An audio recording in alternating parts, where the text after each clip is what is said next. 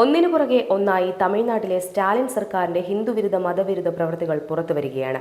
അതിന് മറ്റൊരു ഉദാഹരണം നൽകുന്ന ഒരു വിവരമാണ് ഇപ്പോൾ പുറത്തു വന്നിരിക്കുന്നത്. തമിഴ്നാട്ടിലെ 21 ക്ഷേത്രങ്ങളിൽ നിന്നുള്ള ഏകദേശം 1000 കിലോഗ്രാം സ്വർണം ഉരുക്കി സ്വർണ നിക്ഷേപ പദ്ധതി പ്രകാരം സ്റ്റേറ്റ് ബാങ്ക് ഓഫ് ഇന്ത്യയിൽ നിക്ഷേപിച്ചിരിക്കുകയാണ്. ഈ നിക്ഷേപത്തിൽ നിന്ന് ലഭിക്കുന്ന പലിശ അതത് ക്ഷേത്രങ്ങളുടെ വികസനത്തിനും പരിപാലനത്തിനും ഉപയോഗിക്കുമെന്നാണ് സ്റ്റാലിൻ സർക്കാർ അവകാശപ്പെടുന്നത്. എന്നാൽ സർക്കാരിന്റെ ഈ പ്രസ്താവനകളെ വിശ്വാസികൾ മുഖവിലേക്ക് എടുക്കുന്നില്ല.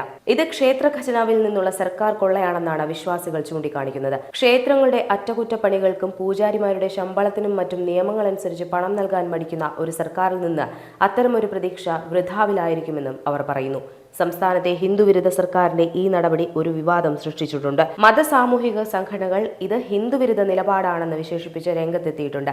ഹിന്ദുക്കളോടും ക്ഷേത്രങ്ങളോടും വെറുപ്പ് വെച്ച് പുലർത്തുന്ന സർക്കാരിന് വിശ്വാസികൾ നൽകുന്ന ഈ നിക്ഷേപത്തിൽ കൈവയ്ക്കാൻ എന്ത് യോഗ്യതയുണ്ടെന്നും ഹിന്ദു വിശ്വാസികൾ ചോദിക്കുകയാണ്.